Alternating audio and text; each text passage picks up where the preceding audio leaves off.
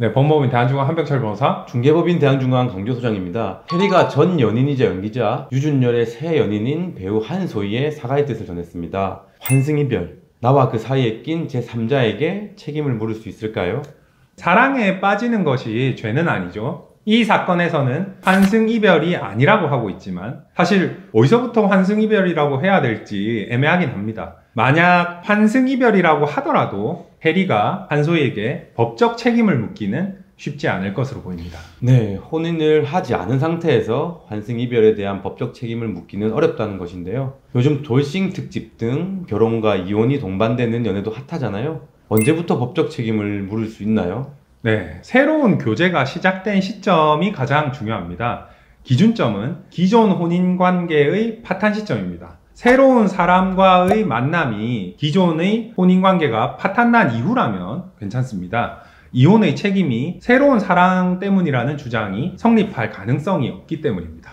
반대로 이 선후 관계가 뒤바뀌게 되면 상간자로 몰릴 수가 있습니다. 새로운 만남이 있고 난 후 혼인관계가 파탄이 되면 이 선후관계를 기반으로 이혼을 유발한 책임이 문제가 될 수 있습니다. 상대방이 유부남 또는 유부녀인 줄 알면서도 교제를 했다면 이에 대해 상간자 위자료 손해배상 책임이 발생할 수 있습니다. 이는 이혼 여부, 외도 기간, 증거 내용 등을 고려를 해서 결정하게 되는데 통상 1,500만 원에서 3,000만 원까지 청구가 인용되곤 합니다. 위자료 청구 소송을 제기하는 쪽에서 혼인기간 중에 상간이 이루어졌다는 점을 입증을 해야 합니다. 별거 중에 만났다면 문제없지 않나, 이런 말씀을 굉장히 많이 하시더라고요. 진짜 문제가 없나요? 네, 부부가 별거를 시작하게 되면 일반적으로 별거 자체를 이혼의 신호탄으로 생각을 하게 됩니다. 함께 지낼 수 없다는 그런 의사표시이기 때문인데요. 이혼의 합의 없이 별거만 진행한 경우에는 아직 혼인기간에 해당하기 때문에 부정행위가 인정될 수가 있습니다. 다만 이혼을 합의한 후에 아직 절차만 완료하지 않은 그런 단계라면 그 시기에 다른 사람을 만난 것은 부정행위에 해당하지 않습니다.